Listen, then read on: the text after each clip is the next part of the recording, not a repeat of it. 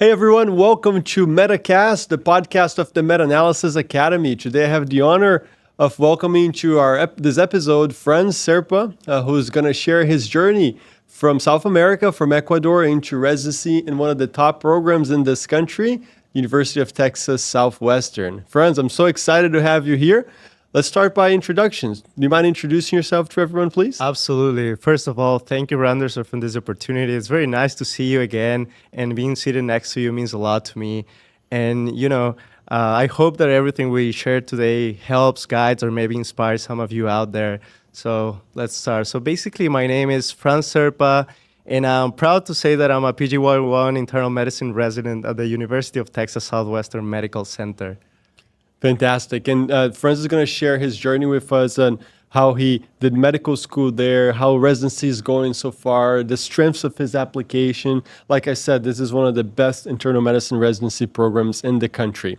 Before I start asking Frans some questions here, I just want to remind everyone that this podcast, the MetaCast, we have a Portuguese and English version. So if you speak Portuguese, make sure to check the other one as well. And over here, we share successful stories of medical students, residents, doctors, other healthcare professionals who have done extraordinarily well in their careers. And this is the podcast of the Meta-Analyses Academy, a training program that teaches doctors and medical students how to do high-impact papers with meta-analysis, through meta-analysis, with autonomy. Frans is an alum himself, and he's going to share a little bit about his experience too. And just as a disclaimer, what we discuss here is not going to be affiliated with University of Texas Southwestern. It's not affiliated with Brigham and Women's and Harvard Medical School, where I personally work. Excellent. So Frans, let's talk about the moment you're living right now. We're recording this in September. You started residency a couple of months ago. How's it going so far? PGY1 in internal medicine. I know this probably was the dream for a long time, and you've made it. So before we go any further, congratulations to you, and how's it going? Oh, thank you so much, Rhanderson. As you saw me, I still have to take a deep breath whenever I say it out loud, and sometimes I even have to pinch myself because it feels unreal.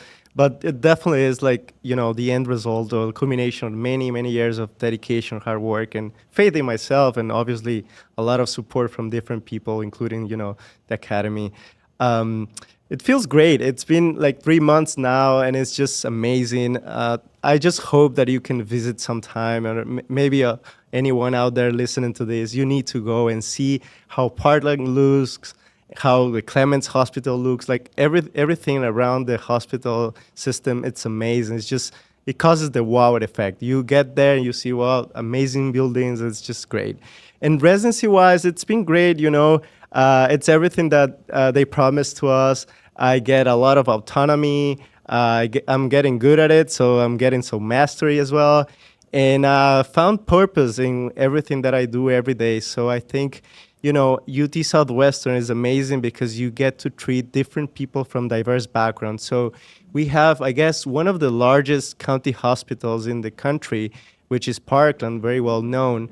And we get to serve everyone out there, regardless of their social status or whatnot. And you also get to offer them everything that you can ever imagine in terms of medical treatments and whatnot.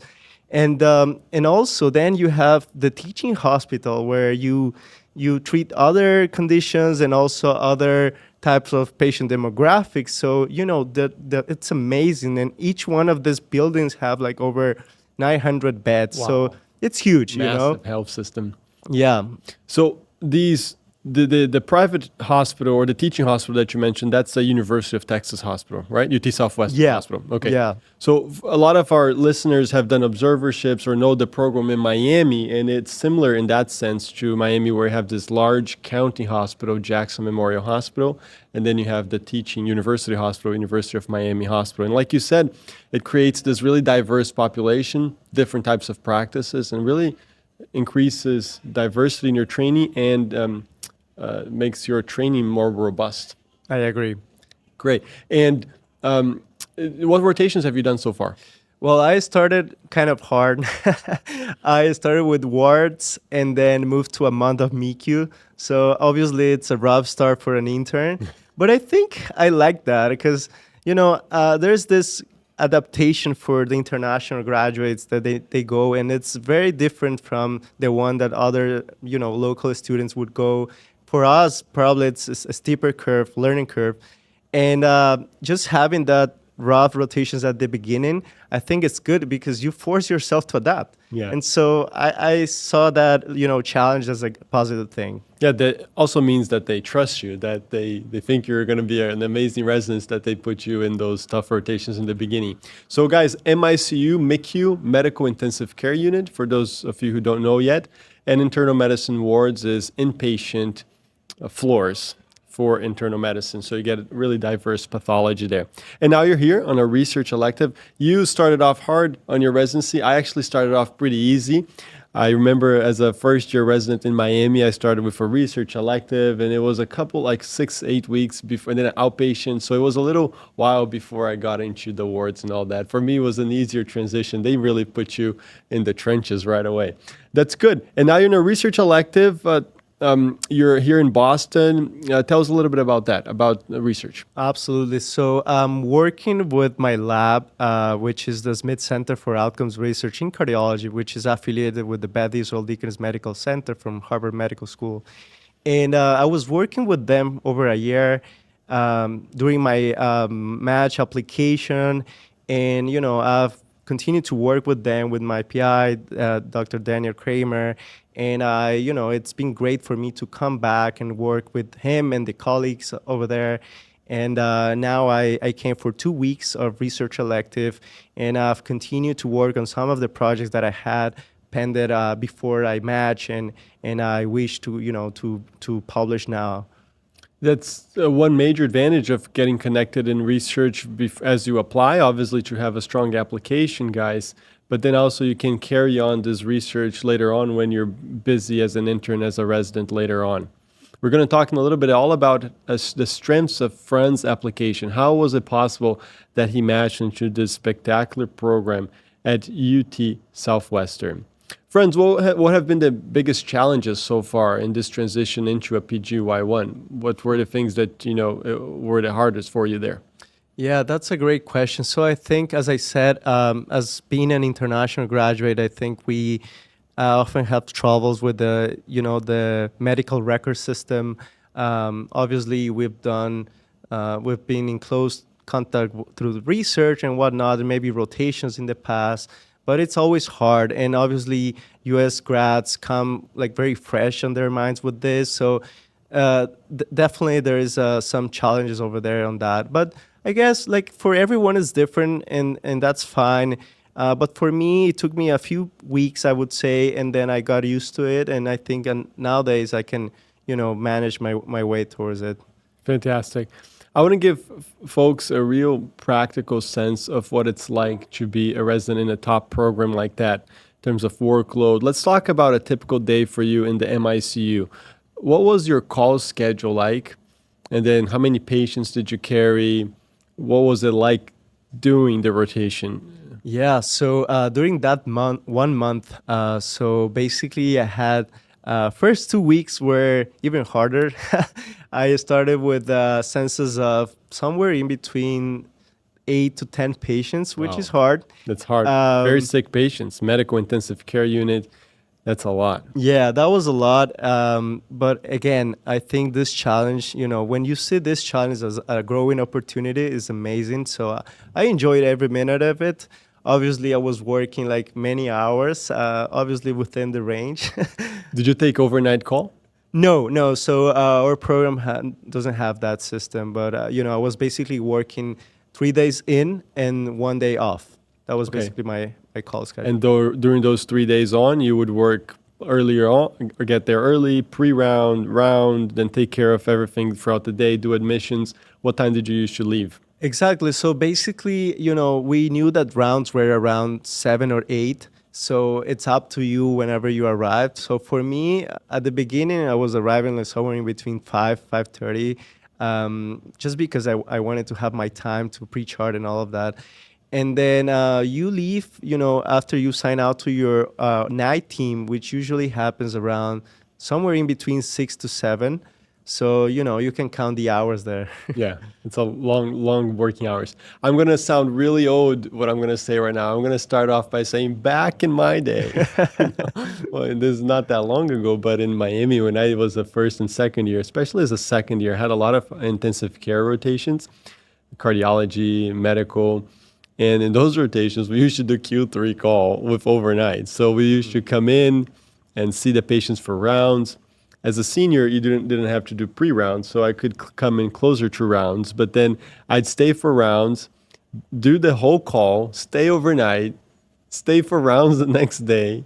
So that would be like 30 hours, and then go home after call, post call, the next day after rounds, and sleep, of course. Come back the next day, have a short call, and then start it over again. So it was Q3, and I probably had like 4 or 5 rotations as Q3, maybe 4 during my entire residency, a lot of them in second year. So that was brutal. It was a month that you couldn't do anything, like, be Yeah. on call, like 30 hours every 3 days. It was really busy. Yeah, that sounds like a lot. I would say that residents are actually still doing that on my program. It's just that the program decided to take off the 24-hour shifts for the Okay. interns. Oh, so But it's coming yeah, for you. exactly. Yeah, so it'll come for you in second year. It's tough. It's tough, but it's a good time. You end up learning a lot as well. You found the program and the people and the attendees and everyone to be supportive, and the residents. Yeah, everyone, I think something that makes it special is, as always, people you hear, the people, basically, everyone, like everyone that is working there is amazing. The residents is very supportive. Everyone understands that, it might take us some time for us as well. And they're all willing to teach you, which is great. And the amount of pathology that you see is just amazing. Yeah, that's good. That's fantastic. I'm glad you're having a great time. This, like we said in the beginning, it's not affiliated with UT Southwestern, but it turned out to be a major advertisement for UT Southwestern. But the truth is, a lot of academic centers in the US will have this great learning environment, busy as it is, but the environment is just going to be great, supportive. Obviously there's individual variability. There will be attendees that will give you maybe a hard time, but in general, it's a great place to learn, and not just UT Southwestern, which is one of the top programs in this country, but the advantage of US compared to Brazil, for example, is that in Brazil you can get good quality training like this, but in a very select number of centers, small number. In the US, you can have a lot of great places like this to match. I'm not going to ask Frans to tell us his rank order list, how he ranked the programs, but I'm sure if he went to any of the programs in his top 7 or top 10 programs, he would be as great or just as phenomenal as he would by going to UT Southwestern. So that's a plug-in for those of you who want to do residency in the United States. Excellent, friends. So next step in your career is going to be cardiology fellowship. And we're going to talk in a little bit about how you match into UT Southwestern. I keep building the expectations for that because Frans really had a phenomenal, outstanding application. You can judge it by his result.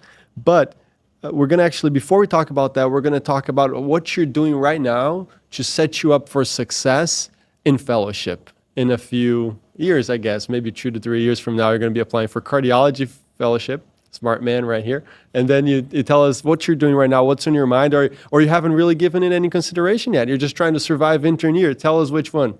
Well, I think I have thought this through very comprehensively, even in the past. The reason that I came to the research was because I was interested in cardiology. So I knew like a few years ago that I wanted that. And I guess the strategy is the same as for residency. So, I always hear people saying, this guy's so lucky and whatnot. And it's fine. We always use lucky as a way to refer to people that have these opportunities and so. But I see lucky or luck as a mix of different things. So for me, it's a matter of preparation, one, and then seeking opportunities, and then taking action, and then at the end, I think your attitude towards work. And the way that I see, the attitude part comes along 2 ways. One is the way that you work. As you always say, you over-deliver, under-promise as well. And then the other part, very important, is the way you connect with people. So I put a lot of, effort and time in understanding how to build these interpersonal skills, emotional intelligence.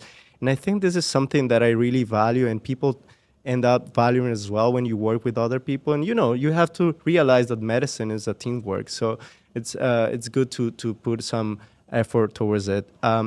And thinking about that, if you think about this, thinking about residency and then cardiology is just the same strategy as I said. So basically, first of all, you have to be very clinically competent. And as I always tell other people, this is like as a cake. Imagine a cake. So the base of the cake is the clinical competency. So you have to show that. For residency, there were indirect measures of that. You have the steps, the exams, and you have your grades at your med school and so on, and your rotations, your letters, and all of that. And then the next layers, I guess, are the other things that you can do. So one of them is, medical education is something that you can be very involved in. The next one, and all are equally, but as I said, like the base has to be like the clinical competency. But the next, rows here would be like also research, which there is where the meta-analysis academy comes in, and then on top of everything, also, well, you have to imagine leadership positions and maybe community outreach projects or everything that is meaningful. You want to be impactful and meaningful and remembered. That's what you need to do. At the end of the day, you have to build a story, right? Yeah. And then the cream of all of that cake would be, your mentors and people who would support you, sponsor you, and whatnot. And it's always easy to think that if the cake looks good, it's easy to sell, right? Totally. Totally. So that's the way. So for fellowships, the same strategy. I'm focusing on building my clinical skills, being a great resident, building that reputation in my program. And then at the same time, but now, the pressure is that you don't have free time to do all of the other things. You have to do it in the meantime, right? So that's why this is supposed to be my, vacation, but I decided to do also research, and I'm doing that here. And then even during the MICU busy rotation, I was submitting, abstracts, and papers, and whatnot. So you have to run. And then medical education is important. I've been involved with that. We can talk more about it. And then you also need to consider your mentors. And this comes even with greater importance during fellowship application. And I'm sure you can tell us more. Yeah, I couldn't have said it better myself. I think you hit the highlights. I'm just going to summarize it and give a little bit about my perspective, but you've covered everything. Clinical competency is the foundation. You said that yourself. People, your mentors, your attendings, your program director, they need to trust you to take good care of patients. No one's going to recommend you with a strong letter of recommendation, pick up the phone and call somewhere else for you to get into cardiology or other competitive fellowship if they don't trust you to take good care of patients. So that is an absolute must. Those of you who are interested in surgery, the same. You have to do well in your residency, become good in the surgical techniques, operate well. Then I would say that the connection that you said, the interpersonal skills are very valuable. When I was a chief resident, I used to sit in these meetings called CCC, or Clinical Competency. I forget the exact meaning, but essentially we were evaluating the residents, and we used to do this every week. And it struck me that the residents that got along well with everyone else, that had a good relationship with people, and I include myself in that, people tended to overestimate or overemphasize their qualities and minimize their struggles. And it was the opposite for people who just were rude or were, difficult to get along with. So if you guys really focus on that, being a team player and helping out the colleague, the co-resident when they need to do a late admission, I don't know, they need to leave early, whatever it may be, change a call. If you're able to develop that connection, and I was never a guy that went out to social events, that I'm not saying you have to or you don't have to do that, but in the work environment, always trying to be a helping hand for others and be nice to people, that's going to go a long way. And I can tell for sure, Frans, we have had some limited interaction. He was a student in the Meta-Analysis Academy, and I've seen him and at meetings. And Franz is just a phenomenal guy, like easy to get along with. Everyone who works with him in research projects, I know a few of them, they love working with you. He even brought me some chocolate and coffee from Ecuador. So these things, guys, will really make you stand out, and people will remember you in the time for application for fellowship. And then being a good educator, you mentioned that. I remember, simple things like you're going to present when you're a night float. I used to present cases and bring like a teaching point, just like simple things. This really helped me stand out, win awards, become chief resident. It goes a long way if you educate your co-residents, your interns, your med students rotating with you. And then we'll talk about research in a little bit, but those are the elements. And then you said about mentors, and your mentors, the mentorship will come along, will be strong, will recommend you based on those four things. Those things will just evolve, especially the interpersonal skills, clinical competency, and then if you do research as well, that'll be it. So I think I just restated everything that Franz said, but still, it is what it is. No, you'll making it sound nicer. No. That's great. And let's talk about research a little bit. I'm going to get into in just a second about the research that you had before when you applied. I know you had a really superb application, but let's talk about meta-analysis a little bit. And I know that for a fact this year, I don't know if after residency started or right before, you've published a couple of papers as first author, as co-author. Share with everyone how meta-analysis fits into this very busy routine that you're doing right now. A little bit about your journey as a student of the Meta-Analysis Academy, the results that you've accumulated so far in publishing meta-analysis. Yeah, absolutely. So my story with the Meta-Analysis Academy, it's amazing. I love to tell this story. So I think it was actually mentioned in some of the previous episodes, kind of.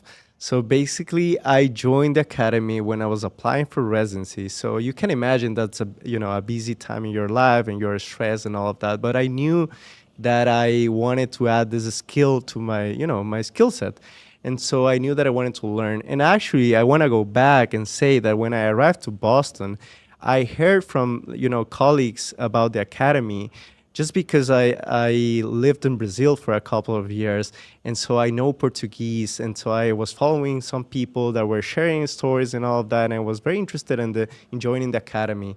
At that time, I was not able to do it, unfortunately.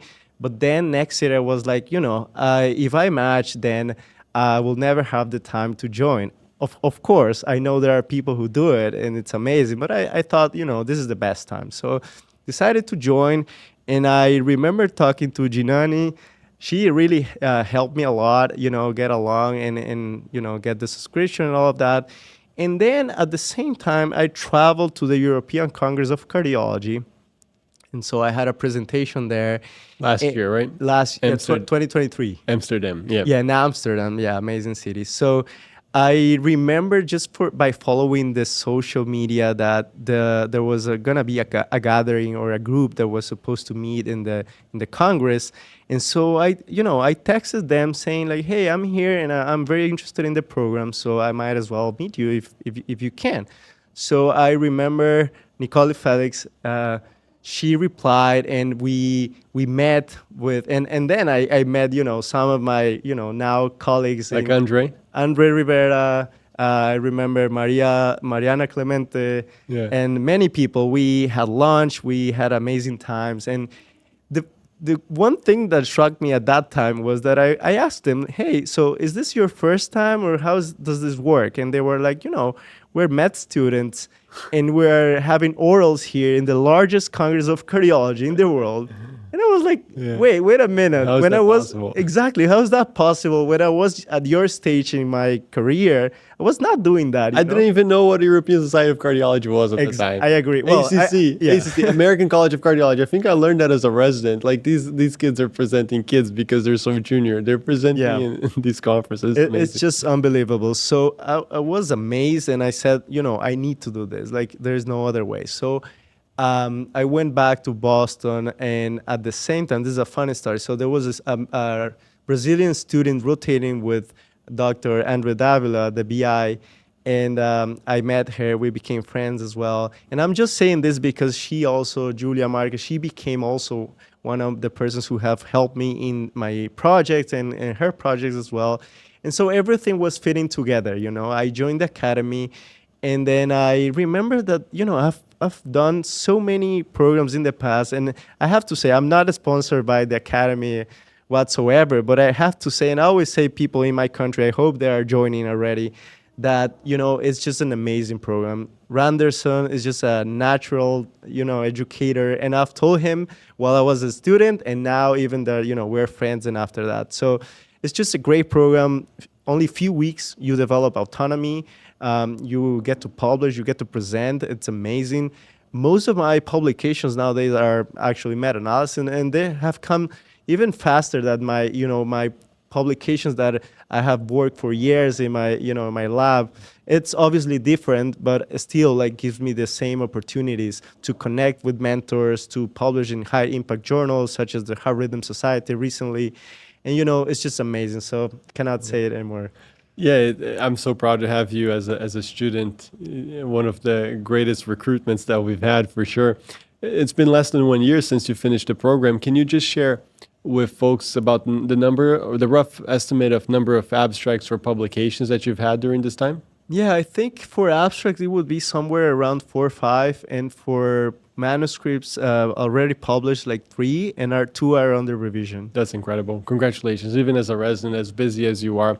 And just before we move on to another topic, talk a little bit about the connections that you built, like with Andre, Mariana, Marcelo, these guys.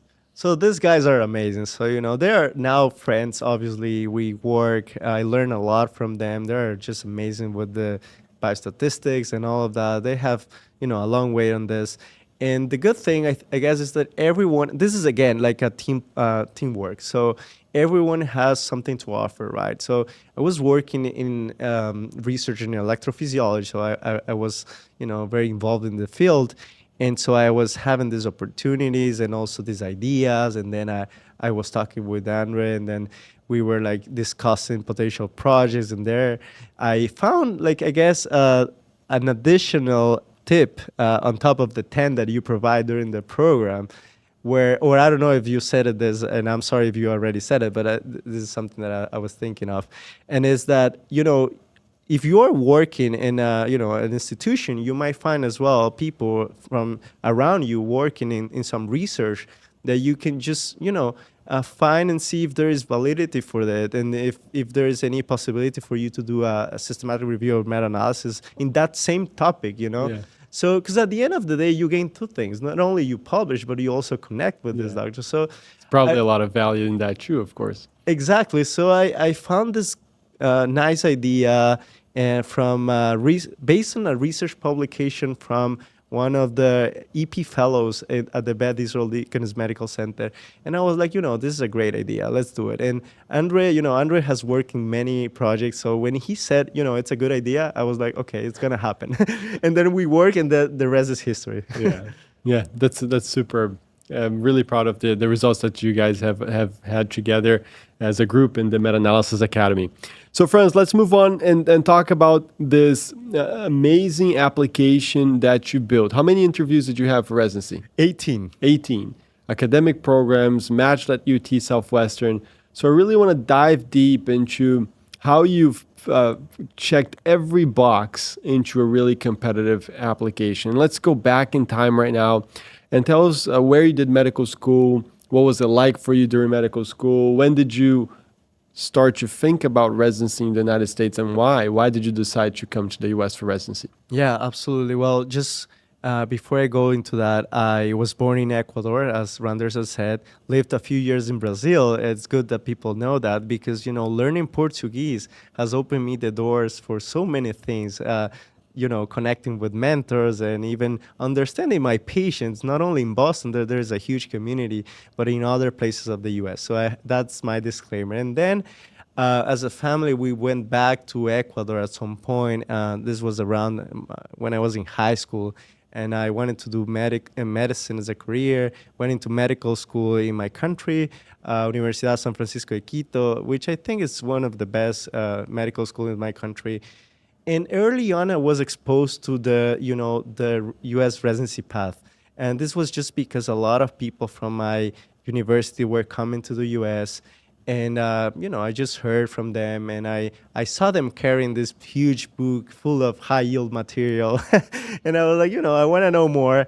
So I knew like kind of the pathway, and I was fortunate enough to had a clerkship in the U.S. When I was in fourth year of medical school, so right in the middle. And this was in cardiology, so I think this set the pace for what I like and want to do. And I became aware of how the system is here, how people do it. So the rest of my medical career was focusing towards coming to the U.S. So I started to study a lot for the exams. When the COVID hit, I studied for them, and as soon as the airports opened, I traveled, took the exams. I wanted to take it with this course because I knew, you can imagine coming from a small country in South America, Ecuador, sometimes I thought that was kind of the only way for me to get into the system. So I focused a lot on that, but at the same time, didn't let a lot of time pass because, you want to be efficient. So it took me like a few months to take both exams, and I took it. And in the same time, I was applying for this research program called International Research Initiative. So before we go into the IRI, sorry about this, but just a little bit more detail, if you don't mind, because this is something that's on people's mind. The preparation for the steps, how long, more or less, did you actually take? Yeah, for me, the step one, which at that time was the most important, it has changed obviously, but it took me like 5 to 6 months. And then during those times, you were still going to medical school, or you took some So I time was off? teaching at my medical school, so I had a position to teach embryology and other subjects. So you had finished, and you were Yeah, I continued to. I graduated and continued to be associated with the med school just to keep that, and I was studying at the same time and doing other stuff. But so it was like 5 to 6 months, step one, and then for the step two was 3 to 4 months. Okay, but pretty much studying at least most of the time. Yeah, most of the time. Yeah, that's great. And you don't have to share your scores, but I know that for a fact that you did extraordinarily well. Is that right? Yeah. I think I did well. Yeah, so that's an important component of the application. Back in my day, me again, sounding like an old guy, like back in my day, step one was also with a numerical score, just like when Frans did it. And at that time, it was probably one of the most important elements in the application, because you guys have to understand that it's where there is a quantitative and objective assessment of performance. You can have some criticism towards that, but it's still, when programs receive thousands of applications for a few positions, they have to make their determination somehow. And they look for objective quantitative parameters. And with step one being pass-fail, this is a matter of opinion, not a fact, but I think it actually harms good IMGs, because you had one more opportunity in your application to stand out, like Frans did, like I did with high step one scores. But anyhow, that's in the past, that's irrelevant, it doesn't matter anymore. But I just want to emphasize step two importance now, because with step one going away, this is still a fact for step two. Step two, together with number and impact of publications, are probably one of the few objective quantitative parameters that programs can quickly look at and discriminate people. I'm not saying that they should, but it's just a fact. And the other objective parameter, in my opinion, is number and impact of your publications, because everything else would look pretty much the same. Frans is going to tell about the rest of his application, but letters of recommendations will be very hard to tease people apart. Personal statement, very hard, because it's more subjective. So anyhow, I just want to emphasize the high step two score nowadays on your application. And for myself, for Frans, these were important elements of our application. So sorry, go ahead. After step two, then you applied for IRI. Yeah, I was applying at the same time, and I was accepted, so I came and I started my fellowship position. Can you explain a little bit about the IRI? Yeah, sure. It's a program settled here in Boston, especially with the Beth Israel Deaconess Medical Center from Harvard, that allows you to be paired with a researcher at the institution and work in the field that you like. For me, it was cardiology. And interestingly enough, I was paired with Dr. Usman Tahir, who is the chief of cardiogenetics at the Beth Israel. So cardiogenetics was something that I never heard before. in my country, but I was like, well, this is great. It's cardiology. So I came, but actually there's where my story started. So when I was, learning about these conditions and all of that, like inherited cardiomyopathies, arrhythmias, and congenital arrhythmias, of course, I was like, this is fun. Like the heart rhythms, everything sounds amazing. I want to learn more. So since I was doing research, I was like, I have to combine both the clinical and the research. So I started to think about how I would do it for the next year. So I was fortunate enough to get this opportunity to be at my current lab, the Smith Center for Outcomes Research, where it was an act of serendipity. So Dr. Kramer, who's my PI, he was living in the UK, and then he came right away when I was applying, and they were like, nobody wants to work in EP, so if you are the only one that wants to do it, of course, let's go. EP is electrophysiology. Electrophysiology, exactly. So I had this unique, amazing opportunity to work at the Smith Center with him, and I work in different national multi-site studies. So you transitioned from the genetics into the outcomes research? Yeah, it was from cardiogenetics to outcomes research in EP. So, but you did 1 year of the cardiogenetics program, which was where you started. Yeah, okay. I finished that year, the IRI from the complete program. And then for the second year fellowship, I transitioned to this position. Great. How was the IRI experience that 1 year? Amazing. No, they opened me the doors for everything that happened for me in the US. Obviously, as I told you guys, I did like a throughout application throughout my lab. It's not something that happened one day or the other. It's just many, many years of hard work. But obviously, coming to the US is very hard. And especially nowadays that people are looking for these positions, the IRI basically created this bridge for me to come from Ecuador to Boston, Yeah, totally. Maybe because we are in Boston, obviously there's a bias there, but I've brought several guests on that have been fellows of the IRI. And that's definitely one avenue you should explore if you're interested in doing a research fellowship in the United States. It serves as a gateway for a lot of people to start, as you said. And then you transition into the outcomes research, electrophysiology, and like you said, the rest is history. Hopefully. Nice. Yeah. Well, yes, it is because you matched. Yeah. So that was the year you were applying. So besides the actual research experience in the genetics and the electrophysiology outcomes research, what did you get publications? Obviously, there's the connections. These mentors wrote letters of recommendations for you. Probably they did. But in addition to that, did you also get papers published during that time? Yeah, I got papers published. Yeah. And when you applied, so you had high step 1, high step 2 score. You had 1 to 2 years. You were in your second year of research.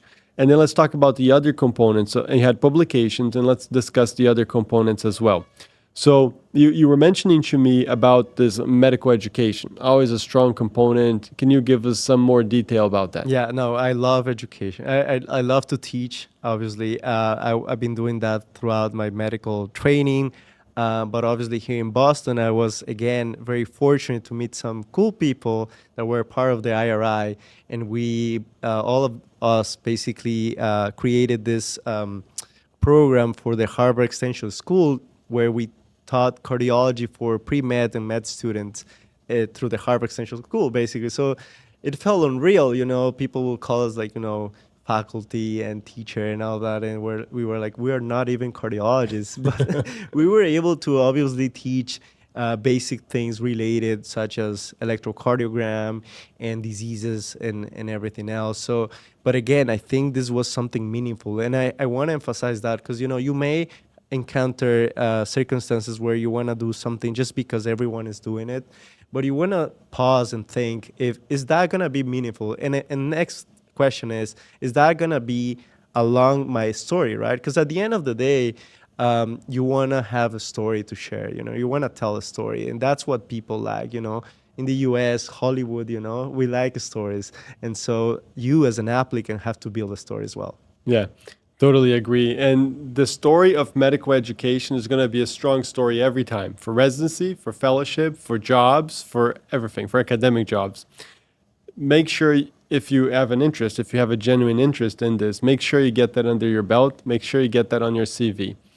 As I've said many times before here in this podcast and other places, it was one of the key elements that was helped me to be chosen for chief resident, win awards, become a competitive applicant for fellowship, and so much more.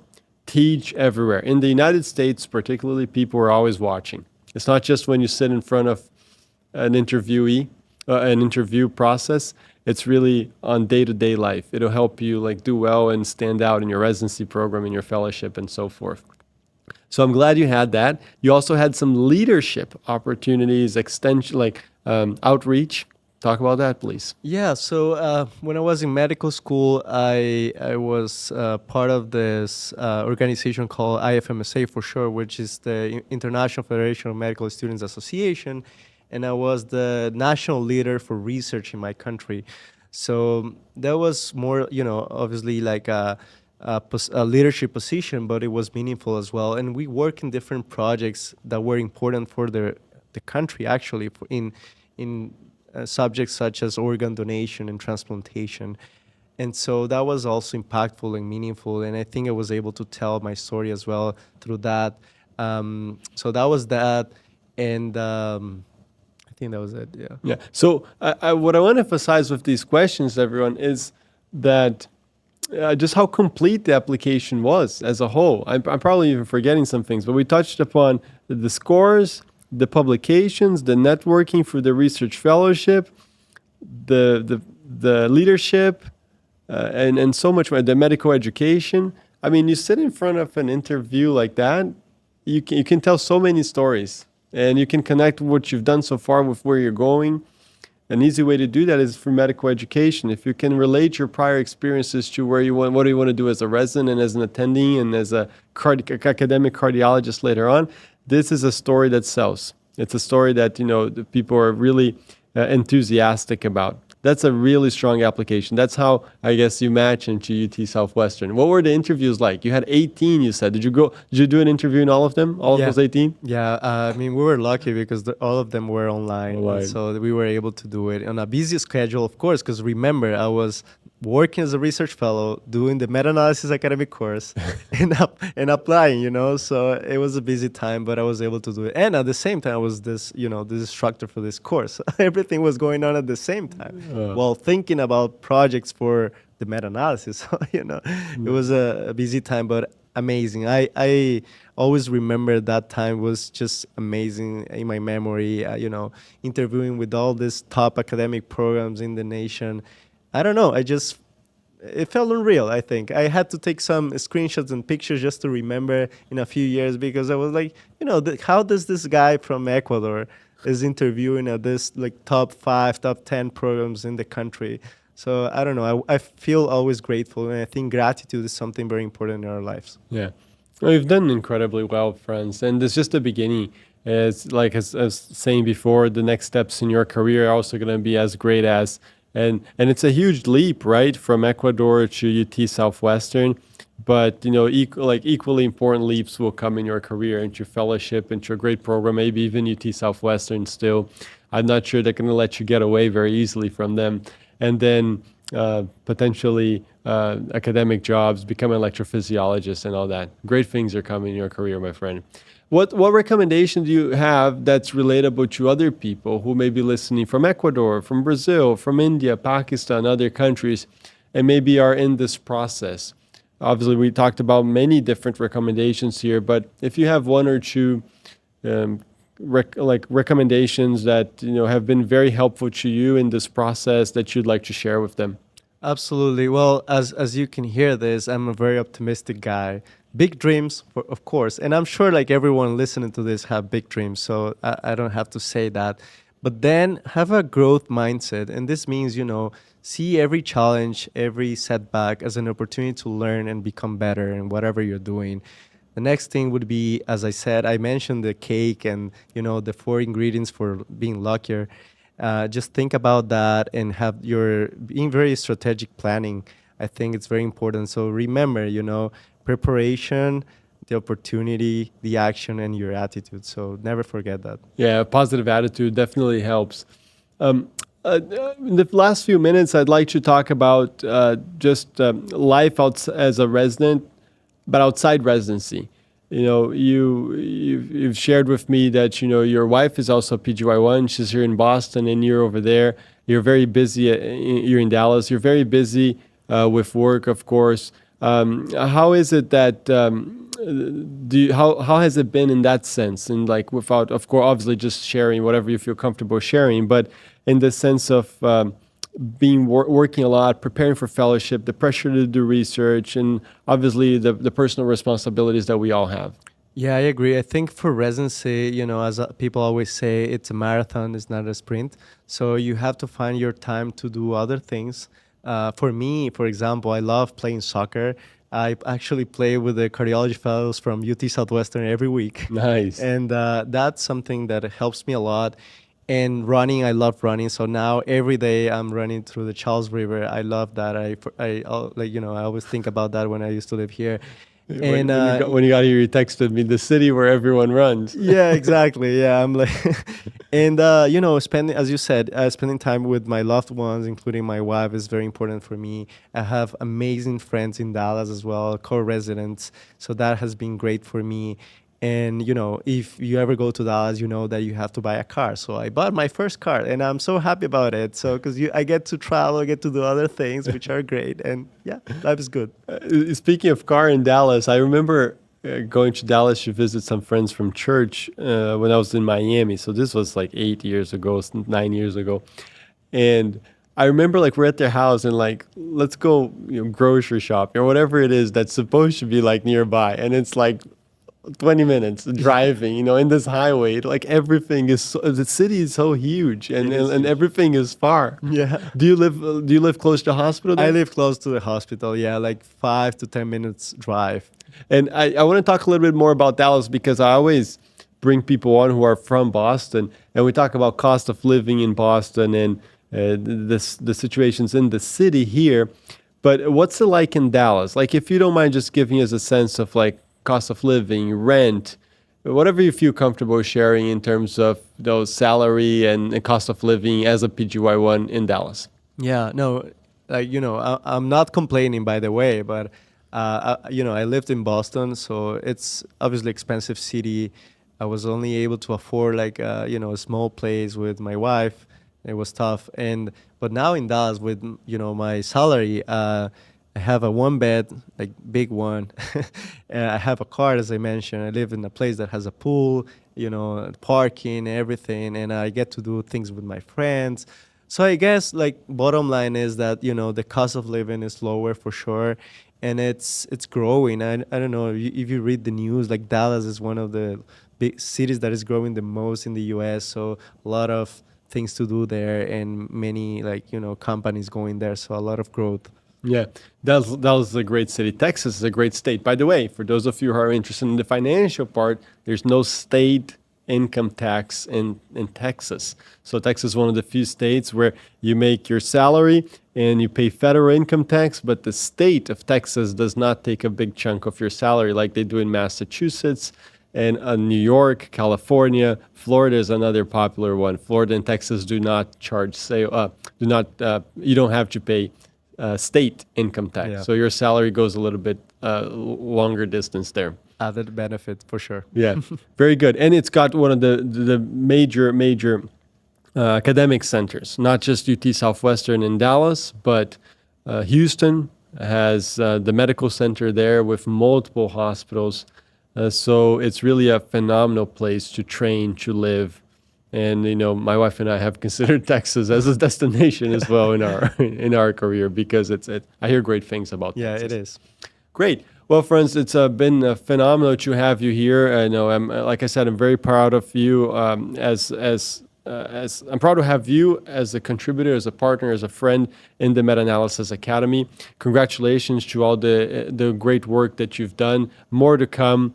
I know that you've had first author publication Heart Rhythm already in the last few months. I know you're working on several projects. I look forward, my friend, to seeing the next steps in your career. Thank you, Rhanderson. It's a pleasure. So, guys, this was MetaCast, the podcast of the Meta-Analysis Academy. I had the honor of welcoming here Frans Serpa to discuss his amazing story until now, his success until from Ecuador until residency as a PGY1 in internal medicine at UT Southwestern. If you guys are interested in more topics like this and listening to incredible stories like the ones from Frans, make sure to tune in for other episodes. Make sure to check our Twitter account, our X account, our Instagram at meta-analyses.academy, the Portuguese episodes if you know Portuguese, and for those who are interested in learning meta-analysis, learning systematic reviews to advance your career, make sure to check out the Meta-Analyses Academy, where I'll teach you, like Frans learned, how to do impactful research with autonomy to transform your career. Frans, thank you so much. It was an honor having you here today.